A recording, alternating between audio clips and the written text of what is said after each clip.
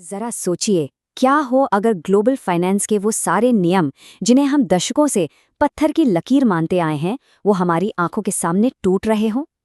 आज हम एक ऐसे ही शांत लेकिन बहुत शक्तिशाली बदलाव की पड़ताल करने वाले हैं, जो सोने को यानी गोल्ड को फिर से सारी चर्चा के केंद्र में ला रहा है।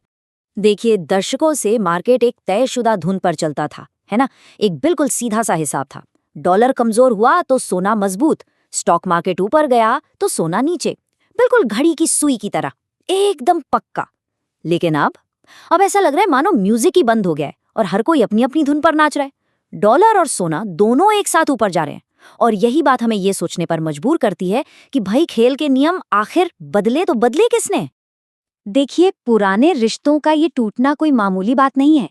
ये अपने आप में एक पहेली है, और इस पहेली के दिल में बस एक ही सवाल है, आखिर ऐसा क्या बदल गया कि ये सब कुछ एक साथ हो रहा है।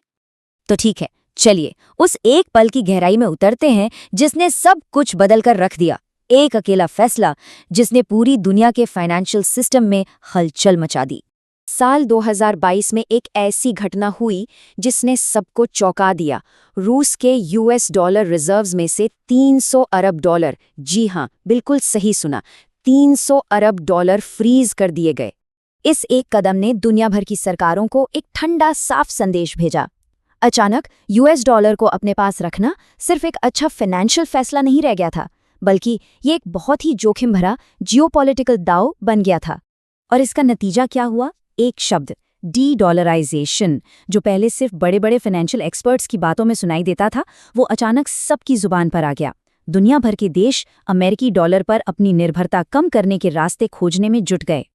तो अगर देश डॉलर से दूर जा रहे हैं, तो वो जा कहाँ रहे हैं? वो किस चीज में अपनी सुरक्षा देख रहे हैं? जवाब, जैसा कि अक्सर होता है, इतिहास में ही छिपा है।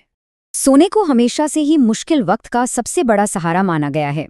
जब भी दुनिया की अर्थव्यवस्था में उथल-पुथल होती है, सोना ही वो चीज है जिसे हर कोई थाम लेना चाहता है। इसे संकट की मुद्रा भी कहते हैं। लेकिन यही कहानी में एक दिलचस्प मोड़ आता है। इस बार हम जो देख रहे हैं वो कोई घबराहट में की गई खरीदारी नहीं है। नहीं, ये दुनिया भर के सेंट्रल बैंकों की एक सोची समझी लंबी चाल है। वो मिलकर ग्लोबल फाइनेंस के नियमों को फिर से लिख रहे हैं।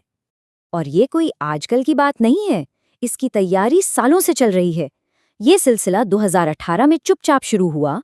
2022 में रूस के रिजर्व्स फ्रीज होने के बाद इसमें जैसे आग लग गई, और अब अनुमान ये है कि 2026 तक सेंट्रल बैंक हर महीने 60 टन सोना खरीदेंगे। ये तो एक सुनामी की तरह है।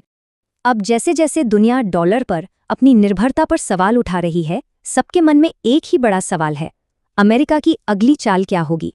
पर्दे के पीछे एक ऐसे संभावित गेम चेंजर की कानाफूसी हो रही है जो सब कुछ बदल सकता है। एक ऐसी चाल जिसमें अमेरिका के अपने विशाल सोने के भंडार शामिल हैं। चर्चा ये है कि अमेरिका अपने सोने की कीमत को मौजूदा बाजार भाव पर फिर से तय कर सकता है। और इस एक कदम का असर बहुत ही चौंकाने वाला होगा। देखिए, दशकों से अमेरिका अपने सोने की कीमत एक बहुत ही पुरानी दर पर लगाता आया है, सिर्फ $42 प्रति औंस के आसपास। लेकिन अगर वो इसे आज के मार्केट रेट पर अपडेट कर दें तो जानते हैं क्या होगा? अचानक से 11 अरब डॉलर की जो संपत्ति है वो 1.3 ट्रिलियन डॉलर की बन जाएगी। ये सिर्फ खातों में हेरफेर नहीं है, ये एक भूचाल लाने वाला बदलाव होगा। इस तरह का कोई भी कदम अकेले नहीं होता। ये पूरी दुनिया में एक डोमिनो इफेक्ट शुरू कर देगा। इससे दुनिया को एक जोरदार और साफ संकेत जाएगा कि अब सोने से ही किसी देश की असली ताकत मापी जाएगी। बाकी देश भी सोना खरीदने की होड़ में लग जाएंगे, और कागजी मुद्राओं पर जो भरोसा पहले से ही कम हो रहा है वो और भी तेजी से गिरेगा। तो ये सब बड़ी तस्वीर में कहाँ फिट बैठता है?